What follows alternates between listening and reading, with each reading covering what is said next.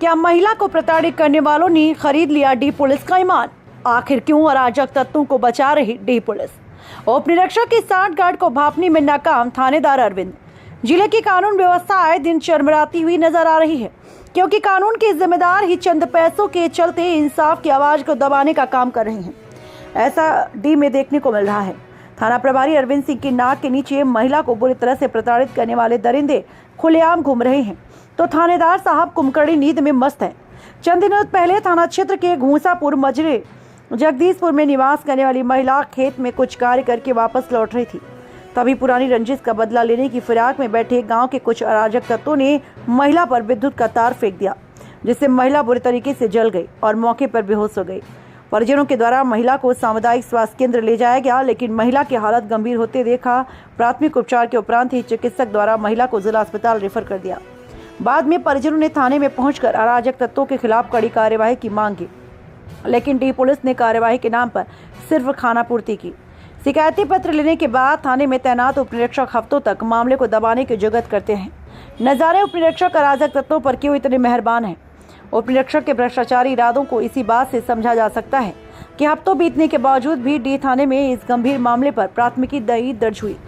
सूत्रों की माने तो विपक्षी एक बड़े भाजपा नेता के करीबी बताए जा रहे हैं। शायद यही वजह है जिसके चलते दरोगा जी मामले को गोल गोल घुमाने का कार्य कर रहे हैं। इतना नहीं, थानेदार अरविंद सिंह भी मामले पर तनिक गंभीर नहीं नजर आ रहे हैं। अब ऐसे में सवाल उठता है कि क्या थानेदार अरविंद सिंह जानबूझकर महिला को न्याय नहीं देना चाहते, या फिर भाजपा नेता के दबाव के चलते मामले को दबाने की साजिश डी पुलिस के द्वारा की जा रही है। हाँ, थाना डी। क्या हुआ है, क्या घटना हुई है आपके साथ में? सर 18 तारीख को 6 बजे मैं एक ठाकुर चाचा हैं, उनका नाम याद नहीं मुझे, उन गंगा बकस उनके घर मैं गई थी। उनकी लड़की ने मुझे बुलाया था। मैं चाय पी के वापस आ रही थी। मेरे सिर पे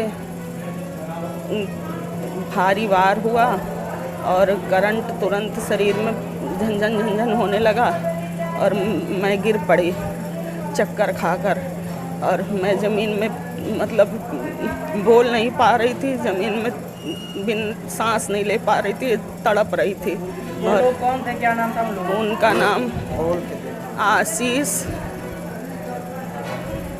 मनोज, शिवम, इन 3 लोगों को जब मैं तार खींचे, जब करंट हटाया उन्होंने, मैं बेहोशी हालत में थी, मगर मेरी आँख खुली थी। मैंने आँख खुली में उनको तीनों को देखा है सर, और वो हंस रहे थे। और तो क्या एक कोई तार का करंट था क्या? हाँ जी, तार का कुछ तार खींचते हुए मैंने उनको देखा है अपनी आँखों से। और मनोज हंस रहे थे, और मेरी कोई सुनवाई नहीं हो रही है। आज 7 दिन से अस्पताल में हूँ। थाने पे इसकी तहरीर दी गई, शिकायत की गई है, कोई सुनवाई नहीं हुई है। और वो मैं सरकारी अस्पताल रायबरेली में हूँ। और मेरा नाम दिनेश सैनी है, गांव घूसापुर है, थाना डी। क्या हुआ है? हमारी वाइफ ने बगल के यहाँ गए थे, गंगा बकस के यहाँ वो गए थे चाय पीने। उसके बाद में हम दोनों आ रहे थे, रास्ते में पीठ पीछे हमला करें, तार फेंक दिए। उसके बाद में मैंने खींचते इन लोग को देखा, और वो आशीष कहता जो करना है कर लो, हम तुमसे डरते नहीं हैं। कौन कौन लोग थे? मनोज थे, आशीष थे और शिवम, 3 गांव के रहने वाले हैं? हाँ, उसी गांव के। फिर क्या हुआ? तो उसके बाद में मेरी बीवी गिरी पड़ी थी। उसके बाद में फिर हम तार खींचते उनको देखा है। उसके बाद में फिर बेहोश, तो उसके बाद में हम फिर उठा चिल्ला के फिर लेके चले आए वाइफ को।